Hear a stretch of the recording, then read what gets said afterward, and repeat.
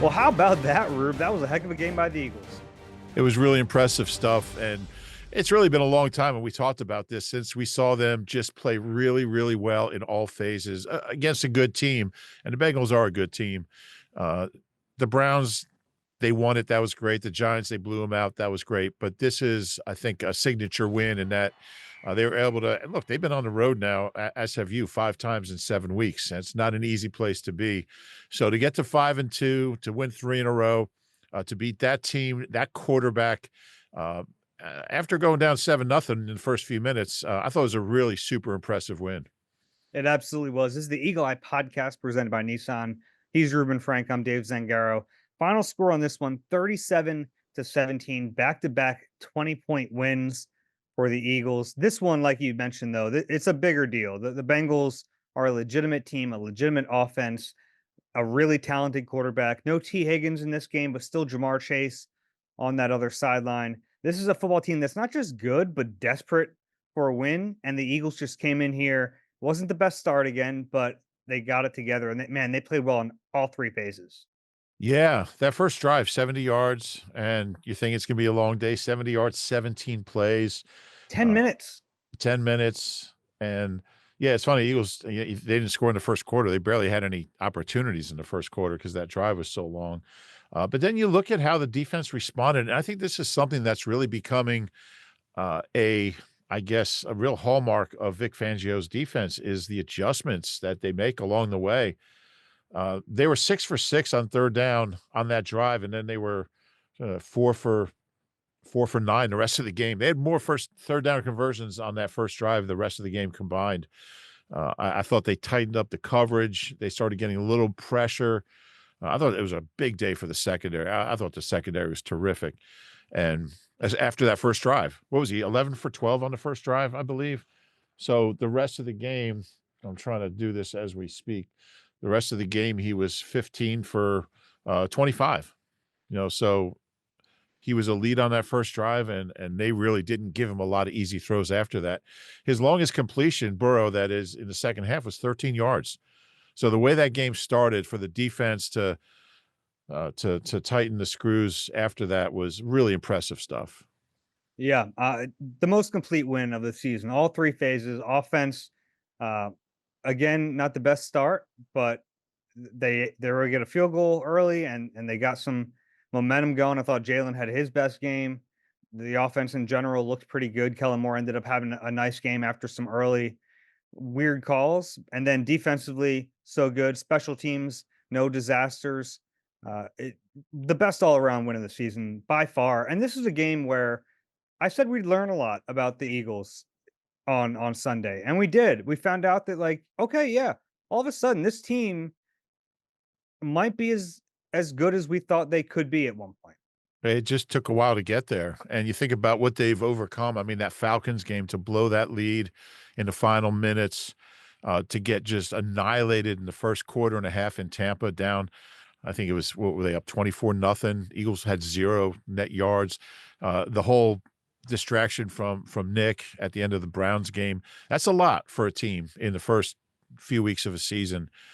Since the bye, and we all thought the bye might be too early, but it was perfect, and they really figured some things out. Nick's calmed down a little bit. Jalen's kind of, been just super efficient since then, and I think maybe looking back, the bye came at the perfect time because since then, they've been unbeatable. Nick Sirianni has calmed down on the field. The first thing we see when reporters are let in the locker room is Sirianni running around, screaming, singing "PYT" by Michael Jackson. Oh, I know It that was song. it was a fun scene.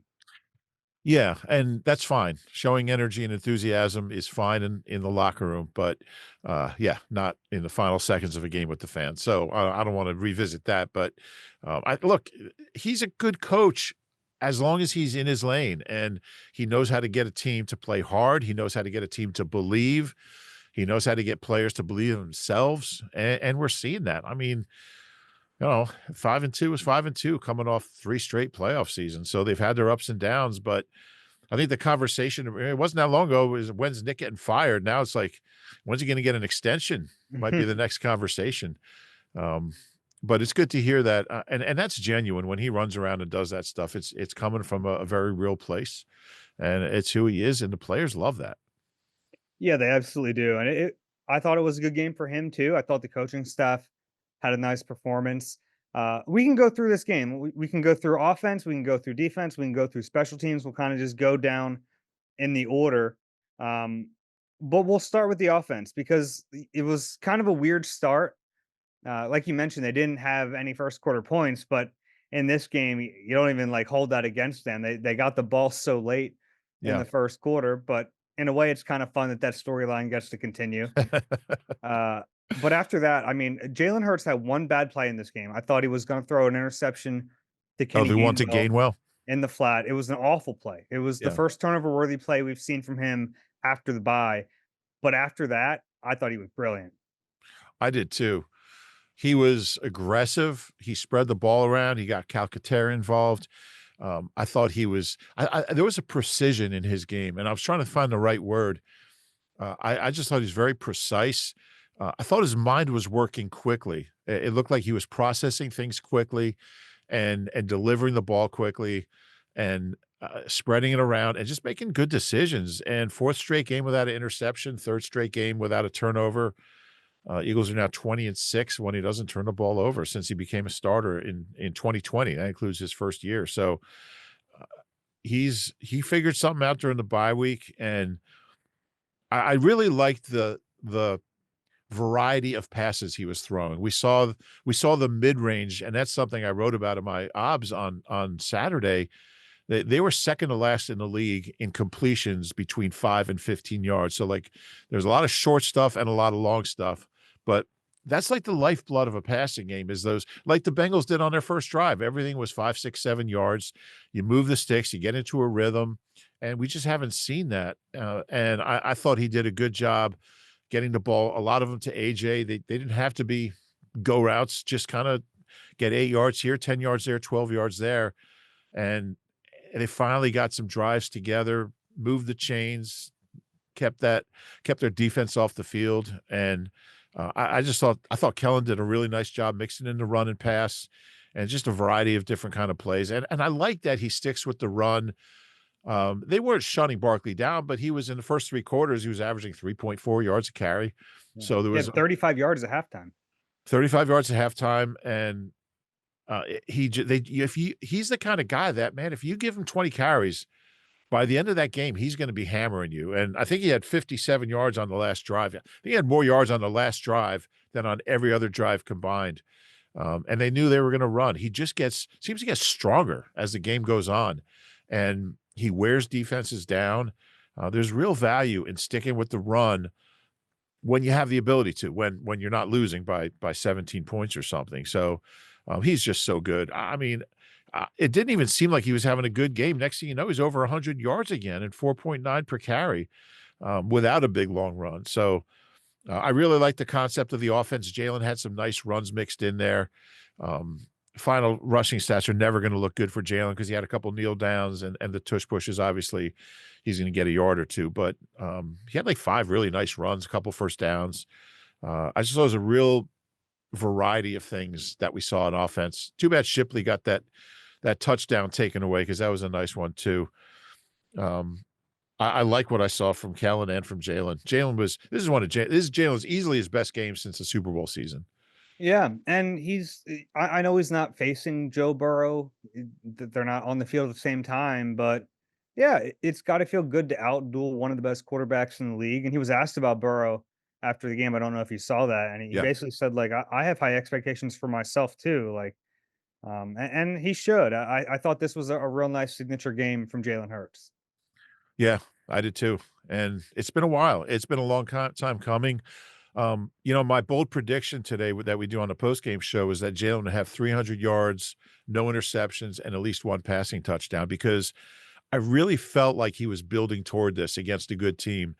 We know he has it in him, and he was close. He didn't have enough power. I was calling for them to throw on the last drive, but they didn't listen to me. But we've seen it, and we know it. He has it in him, and it doesn't go away. But um, his best game probably since the Super Bowl, honestly, uh, in in Arizona, wherever the heck we were. Um, yeah, I really like what I saw from him, and over the last 3 weeks, no interceptions. His passer rating is like 122.6 over the last 3 games. Obviously didn't throw that much last week. Really hasn't thrown much at all in these 3 games, but he's done exactly what he has to do for this offense to work. Yeah, his stat line in this one: 16 of 20, 236 yards, the long touchdown throw to Devontae Smith. And then on the ground, 10 carries, 37 yards, 3 touchdowns on the ground. Less than Saquon Barkley. Do not go down at the 1 yard He line. You're not tried going to get so any. hard to stay in bounds because you know it's your only chance. Saquon finished 22 carries, 108 yards, long of 19. So you're right. It wasn't like one big run that he busted. Biggest receivers in this game: Devontae Smith, 6 catches on 7 targets, 85 yards on the touchdown. AJ Brown, 5 catches on 6 targets, 84 yards. And Grant Calcaterra getting in the mix, 3 catches, 58 yards. Yeah, and it's funny, he has 9 catches all year, and that includes catches of like 5, 19, 21, 28, 34 yards. He's fast, and he has the ability to catch the ball in stride, and, he spent a year with Jalen in Oklahoma after Jalen transferred in before he transferred out, and it definitely shows. They have a good little chemistry going, and he trusts him, and he's got really soft hands, catches the ball well, and he seems to have this ability to, like, he doesn't slow down when he catches the ball. So as soon as it's in his hands, he's at full speed, and it lets him kind of turn the corner on defenders. And he's averaging like 20 yards a catch with limited catches. But it's another weapon with Dallas out. They need that. Yeah, it's nice to see him get the football a little bit. Jalen trusts him, which we talk about all the time. It is really important. Yeah, you're right. They didn't play a ton of games together at Oklahoma before Right. Grant was out for the season, but I think any kind of baseline with a player is important. And you see like the opposite with Jahan Dotson, like who just isn't involved in the offense at all. And you wonder what it would be like if he did have some time with Jalen. Yeah, I forgot about him. Actually, did he even play today? He did play, did not have a target. Yeah, no, none of the other receivers had a target in this game. The only other targets, Saquon had one, Kenny Gainwell had the one that was almost a pick, and Jack Stoll had the one catch for 6 yards. That looked like he fumbled on. Yeah, they whistled. Forward progress was stopped. So Lucky break yeah, there. but on the flip side of that, there was a bad call earlier when Devontae. I thought it was a Tyler Steen penalty where he came in and hit the pile late. I Yeah. thought that should have been whistled dead earlier. It's the second time we've seen Devontae like Yeah. not moving forward and the whistle comes too late. The last time he got a concussion. Yeah. I didn't see a penalty there. I don't know. I don't know. And meanwhile, Jalen gets hit in the helmet by, was it 29? Um, Cornerback, and going out of bounds, gets hit in the head to head. They don't call anything. It's out of bounds, it's late hit, and it's a personal foul. No call. But anyway, I don't wanna talk about the refs. But yeah, 3, yeah, really, it was 3 receivers did all the damage. And that's okay. Like Yeah. there were only 20 attempts, so it's not like this was a game where you really had to spread it around. And I mean, like the biggest gimme in this game was Devontae Smith having production after last week, 1 catch, -2 yards. Although it took a little bit of time for him to get going in this one. His first play actually was he had a catch for -2 yards on a bubble screen again. I started looking up, like, if that ended as his final line, like, who was the last receiver to have -2 or fewer yards in back-to-back games with at least 1 catch. It was Brad Smith, former Okay. Eagle, of all people, but, yeah, it was good to see him get going, and you're right, it's not a negative to me. Like, you spread the ball around when you need to, but if you're getting the football to AJ and Devontae, that's fine. It's you Yeah. spread it around when you're not, when you're having trouble because they're rolling all the coverage to those guys. So, um, yeah, they didn't need to today. Yeah. Run game continues to be pretty varied. We saw more Ben Van Sumeren. I like that. That's helping them. The quarterback runs in this game certainly lent to being a little more varied in the run game. What they're doing right now is fun uh, with the runs. Yeah. Yeah, you're right, and, uh, I mean, whenever you have Saquon, I mean, just gives you so much flexibility to do some different things and have fun with it, and, man, he runs hard. His best play came after he went out of bounds and he hurdled that cameraman. I missed that. It was Yeah, impressive. I'm sure the cameraman was relieved. You see that guy coming at you, Yeah, I mean, how going scary 22 is that miles an moment? hour. Yeah. But yeah, he played really well again. The deep ball to Devontae was a beautiful play. Um, I don't know if it was fully on script. It looked like Devontae had like kind of slowed down, and then this wasn't shown on the game copy because it wasn't wide enough. But Jalen throws that, and Devontae had to catch up to it. It was an impressive play, and play Yeah, action can help them, man. Play action is like one of the few easy buttons left in the NFL, and for whatever reason, they weren't pushing it earlier in the season. yeah, and Devontae did a great job hanging on to that ball too, because it kinda came loose as he was going down, and he repossessed it repossessed it? I don't know what the word is, but Like a car. yeah, He's a his repo man. yeah. I remember being at the NovaCare when a player's car, I'm not gonna say who it was, when a player's car got all of a sudden they're towing it, and he's running out into the parking lot, "Where are you taking my car?" But anyway, yeah, it's just great to see Devontae back involved. They need him. He's too good to not be a big factor. Mhm. Offensive line held up, down 2 starters in this game. No Mekhi Becton, no Jordan Mailata. I thought Big Fred battled. He It really did. wasn't a perfect game. Who in the heck cares? That's Trey Hendrickson over there. That guy had 17 and a half sacks last year. He was averaging a sack a game coming into this one. Kept him off the scoreboard. That's all you can care about. Yeah, and he's a guy that I put up there with, with Myles Garrett. I mean, he's in that class. I thought Big Fred, because he did not pass block well last week, and I was a little concerned about that matchup, and It was the number 1 matchup we talked about on Thursday. it was, and I was concerned about it, and I don't know how much of a benefit it is that they're former teammates, so Big Fred's practiced against them, and he knows maybe some of his tricks in his bag, but, Big Fred I thought he did a really credible job pass blocking, today. Jalen had a really nice pocket for the most part, and, was he sacked? Was Jalen sacked? Was not sacked at all. Yeah. They didn't get close to him very, very much. Hendrickson Nope. had no sacks, no tackles for loss, no quarterback hits. Uh, Big Fred was really good today, and Yeah, I on had that my deep doubts. ball. Yeah, Yeah. of course, and, like, after last week, I think that was fair. On that deep ball, he got Hendrickson so wide.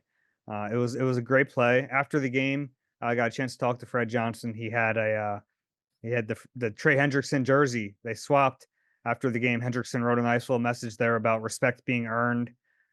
Give him credit, man. That's tough duty, and we've talked about it. This offensive line does not like to offer a ton of help. They did it kind of in creative ways in Yeah. this game. Eager to look back at the tape of it, but like there were some plays where they're running, they leave Trey Hendrickson unblocked, they run away from him, or they run a screen to his side to kind of use his aggressiveness against him. But it wasn't an awful lot of like chips or anything. There were a bunch of plays where it was just one on one and you hope Fred holds up, and he did. Give him credit. Yeah. Yeah, it was good stuff, and it's gotta be, I mean, he's a guy that was thinking about retiring because his career was going nowhere, and I love those kinda stories, he's a guy And for that's him to do it here, I mean, the yeah, place that, you first 3 know seasons. yeah, and he was a different play. He was like a journeyman after leaving here, and he didn't know if he was gonna have any kind of NFL career. So for him to come here, and have that kind of game against one of the best pass rushers in the league, it's a big deal. And really, like, we're not talking defense yet, but a couple of backups really stepped up in this game.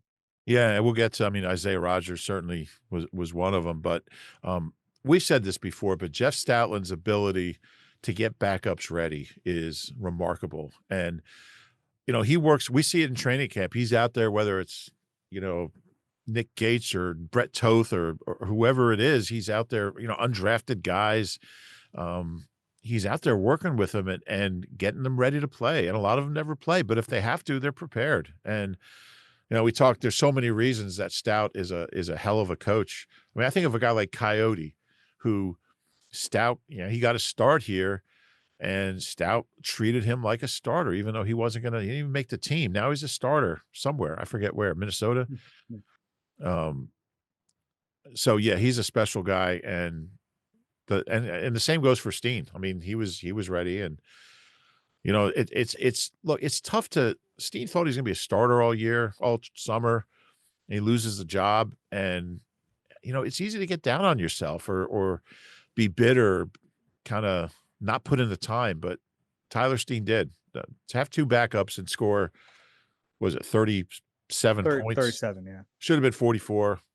I'm gonna give Shipley that touchdown. Yeah, that's impressive stuff.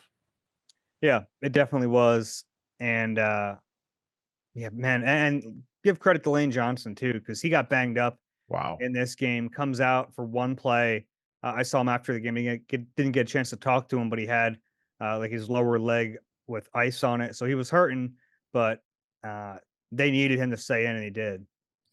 Yeah, once you see Driscoll out there, you got Driscoll and Big Fred. It's like, all right, we're getting to the point where I'm not sure the offense is gonna be able to function here, but Lane's as tough as they come. And I mean, he's when you see a guy like that in pain, like you get really worried. Like there's some guys that just don't show it, but play later, he's back out there. It was incredible. Yeah, and they needed it from him. Uh, Other things on offense. I don't know if I have a lot else. That one play with Jack Driscoll in there, get rid of that one. Rip that page out of the playbook. They couldn't line up right, and then they Oh yeah. finally ran it and got a loss of yardage. Yeah. That wasn't great. I like the Ben Van Sumer in fullback role. I think that's going to continue. A little risky coming into this game with two tight ends when Jack Stoll got banged up, Yeah. especially when you have a lead and you're going to have to run the ball. Yeah. I wonder if they rethink that going forward. I If think Goddard's not ready, they look at Van Sumerman as their backup tight end too. Uh, maybe. he so we've seen him run a pattern as a tight end in training camp. Yeah, no, I wonder if that really is the case. Like, if they have to run the football and they don't have two tight ends healthy, going 21 with Yeah. Which I guess is 21, if you consider him I a don't even know what you would like. Yeah, one linebacker. yeah, yeah. But like having him out there is another heavier package that you can run from. Yeah. And that was I something that was really good to see. That the 4 minute offense I was just gonna bring that from up. this team in 2022, it was so good. I mean, they would get the ball late in the game and it was ball game. They would just run out the clock, and to see them do it at the end of the half first and then to see them do it in the second half, that's big time. And that's what used to be this team's bread and butter. Yeah. Yeah, I was just gonna bring that up. When you can run and the other team knows you're gonna run, that's impressive stuff, and, um, the middle of the O-line was just blowing the Bengals off the ball in that situation. Now look, it's tough, you're the Bengals, the games you're gonna lose, but, I mean, to be able to put a game away, keep the clock moving. I mean, the game ended, I look at the clock and it's like 3 something, it's like that's because they ran the ball 39 times after running it 45 times last week. It's a lot of carries. But yeah, you love seeing that, and to know you have it in your back pocket, and that's only gonna get better when Mulata gets back. Yeah. The other thing I love from the offense, uh, after that interception, drove right down the field and scored a touchdown. Yeah. I Complimentary football. That's when teams are at their best, they're doing stuff like that. I believe they scored on their last 6 possessions.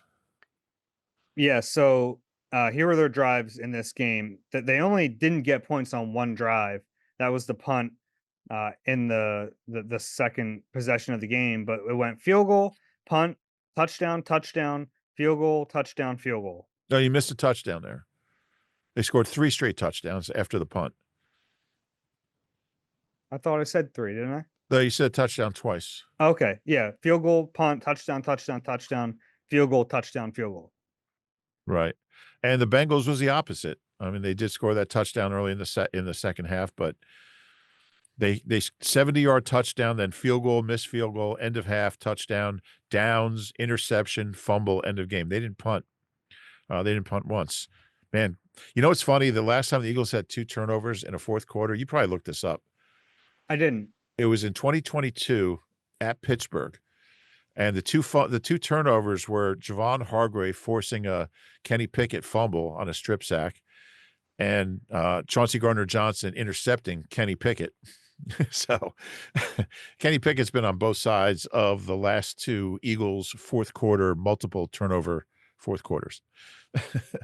Anything else you want to mention on offense before we take a break and hit the defense? No, well, the only thing is I really sense that Jalen and Kellen are kind of in lockstep more and more each week. You know, Jalen just looks comfortable, he looks confident. He just looks like he's in a yeah, because you can tell with his body language, and he just seems like he's in a good place. Yeah. He was asked about under center plays.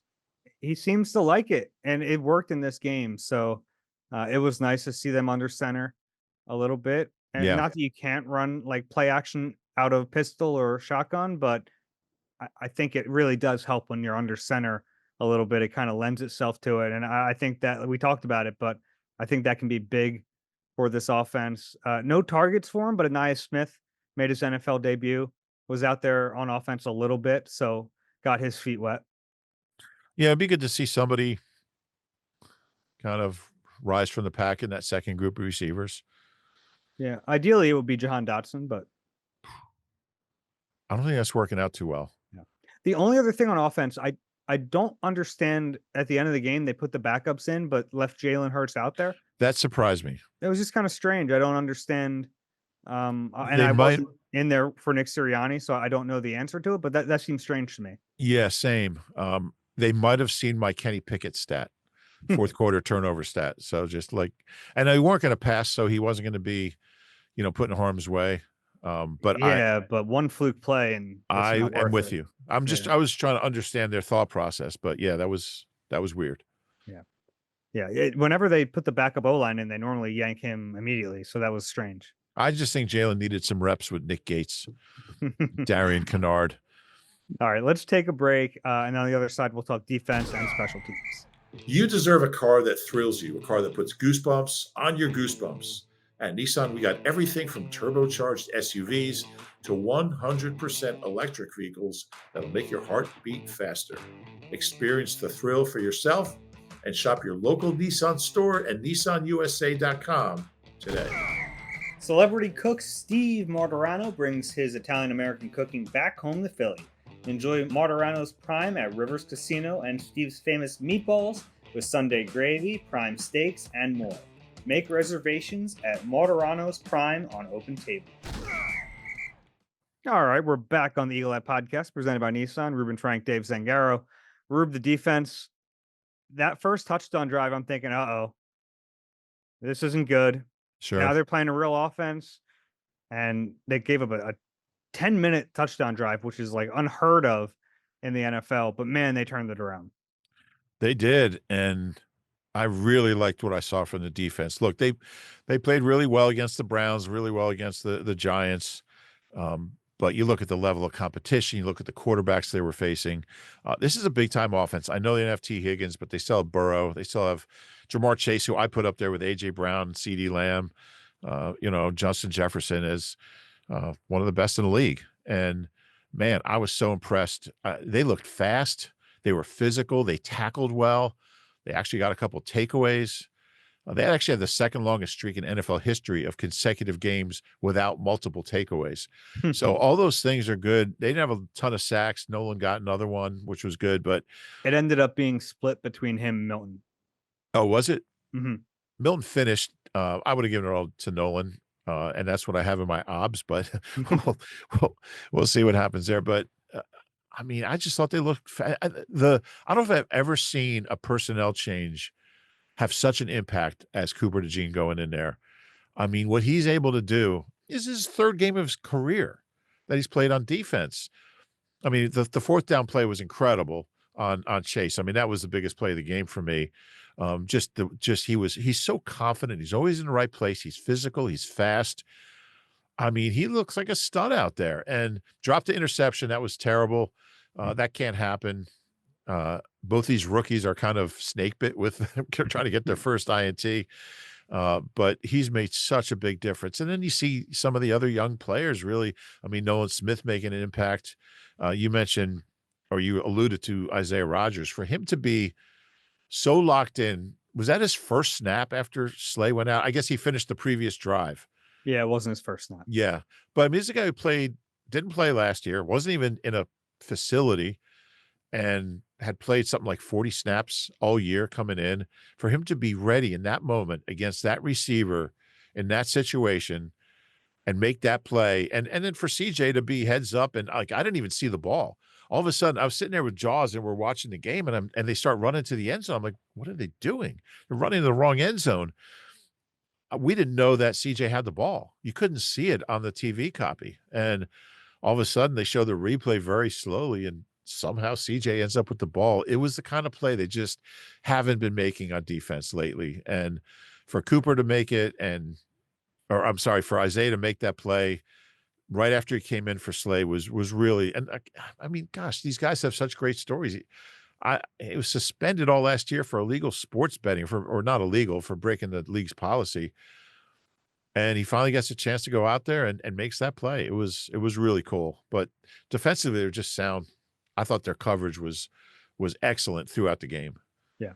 You hit a lot there. So let me Yeah, I'm sorry. I let me tend to go ramble sometimes. let Hey, me by go the yeah. go ahead. Oh, what were you gonna say? No, I'm gonna shut up. You Okay. please speak. Uh, the Cooper DeJean play was huge, and one of my favorite parts of that was that the third down play was made by Brandon Graham. So on back-to-back plays, you had the oldest player on the roster coming through, and then the youngest player That's on the good. roster. Yeah, I mean, Cooper DeJean's 21, Mhm. youngest player on the team, and he's going up against on that play, he's going up against a three-time Pro Bowler and, guys average like 1,300 yards a season, and, like, he's gonna escape that one-on-one situation against a lot of defensive backs. He's just gonna make a move, and next thing you know, you're chasing him down the field, it's a first down. Cooper was just so solid on that rep. It was really cool to see.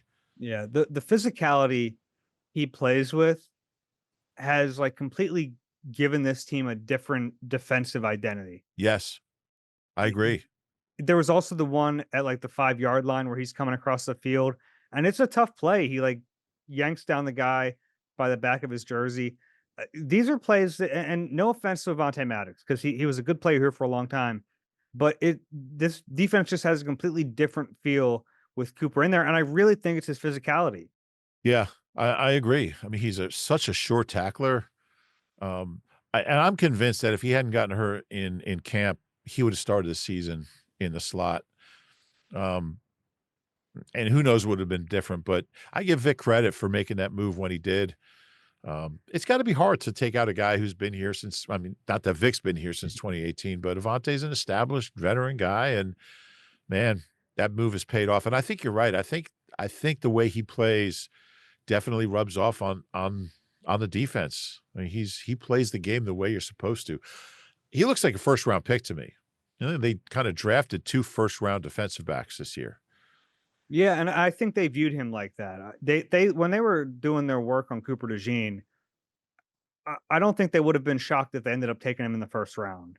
Yeah. So then that, I mean, and that's why they were so aggressive to trade up to 40 to get him, because they viewed him as that caliber player.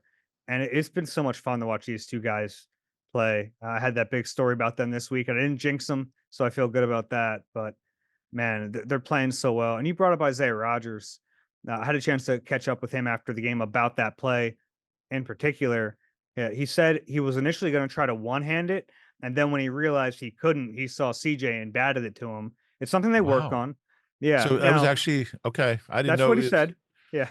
that's impressive stuff. Yeah. Hmm.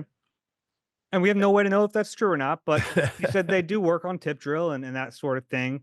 And the play by CJ, like, to have that reaction time Yeah. is impressive. I think that bounces off of most guys' chests and falls incomplete. I think you're right. And boy, they needed that so bad. They got a second turnover later, but they needed that. They hadn't had an interception or a takeaway since week 3.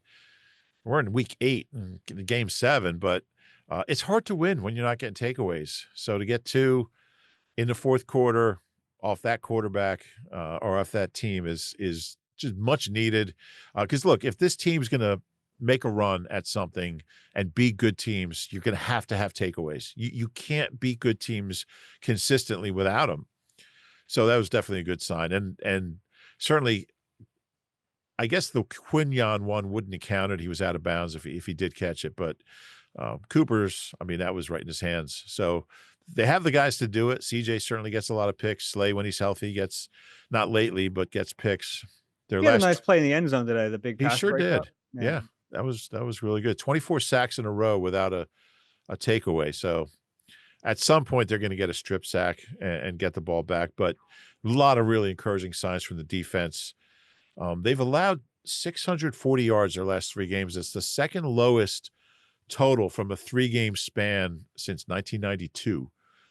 They had a 3-game span in 2017 in the Super Bowl season with like 598. But now when you have a 114 in the middle or 119, whatever it was, that kind of helps. But I think the Bengals finished with what, 280 yards? Is that right, Dave? How many scrimmage yards they have? Oh, shit, 280. And they had 70 on the first drive. Yeah. So they had 210 after that first drive. For an offense like that, 4.8 yards a play. that's a really low figure.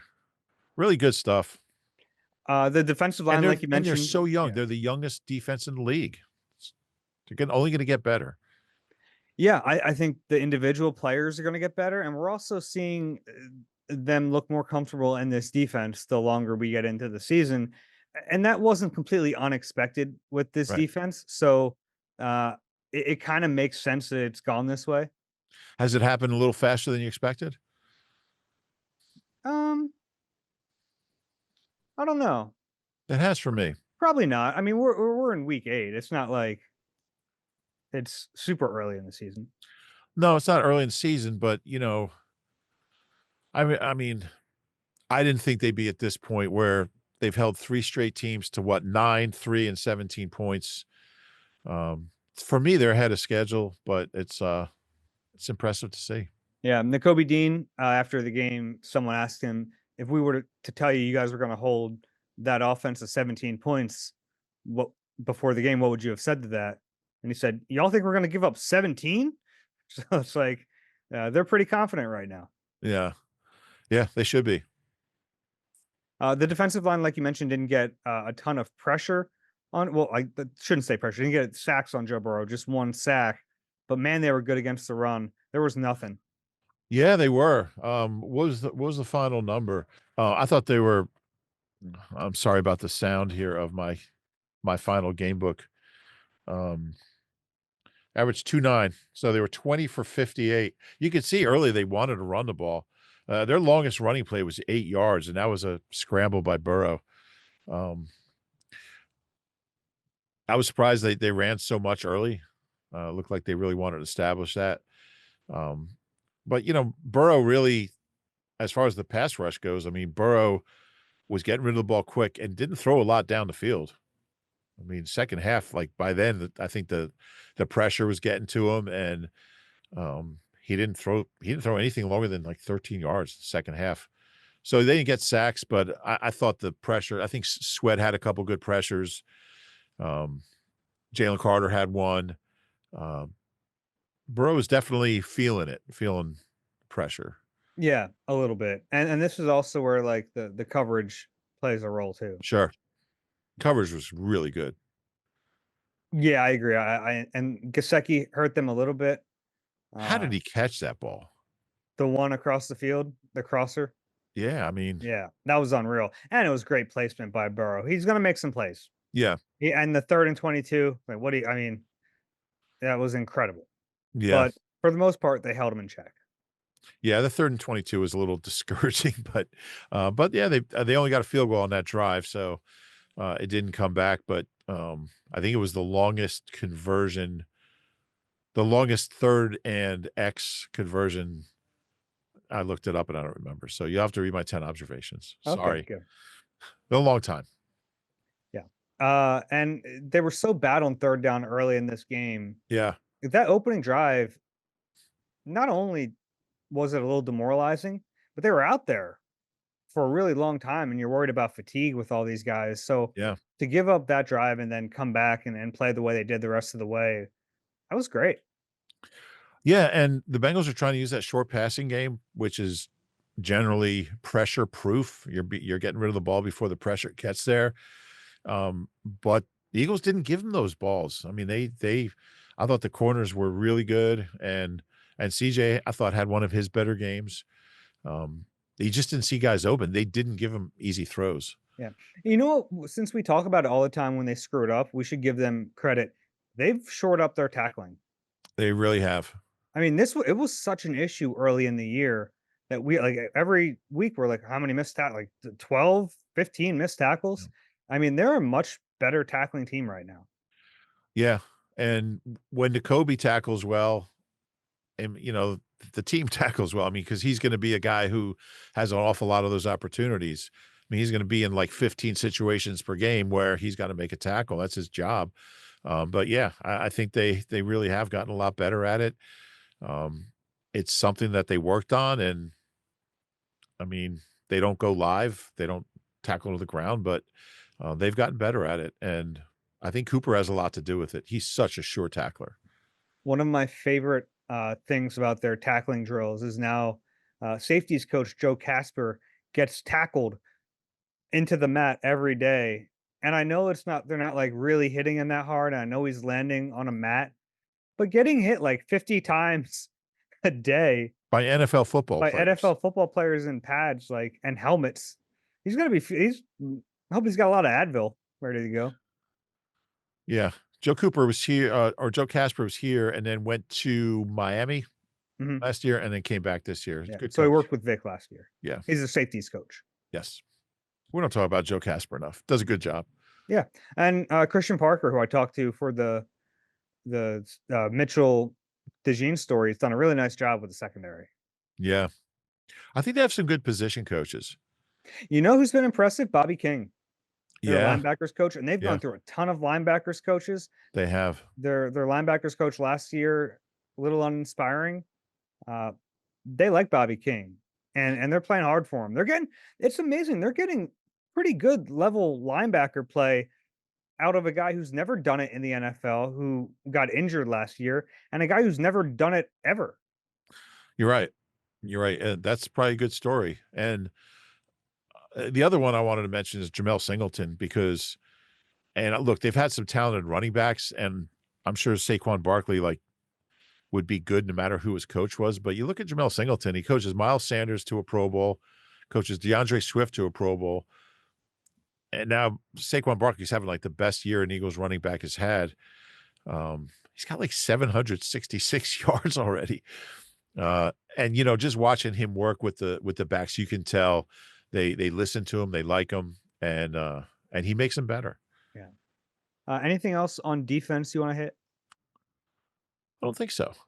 Okay, special teams. Kind of a Oh, quiet I day. know. Nolan Smith's the youngest Eagle with a sack in 3 straight games since Trent Cole. Then now does that count if it's a half sack? Oh, yeah, I'm gonna have to. Well, he's the youngest with more than 0 sacks in 3 straight games. Okay. Yeah, I'm gonna have to do some amending. He's playing well. Yeah, Give him plays credit hard. because there were a lot of people questioning I was whether one of them. he was a bust. Like, is this a bad pick? And it can take some time. And we knew he was going to take some time when they drafted him. He was a raw player, but he's coming around and he's giving them good snaps. He plays so hard, and um, I mean, he doesn't always end up in the right place, but he's always moving fast. And I learned from BG's career to never. Nobody's a bust after 2 years. You got to. It's year 3 is going to determine that. Just BG's career is evidence of that. Mhm. Special teams, kind of Wasn't much. wasn't much. Jake Elliott was perfect though. Made all of his field goals, a couple in the 40s. And he hasn't had many opportunities to kick. Just hasn't attempted many field goals this year.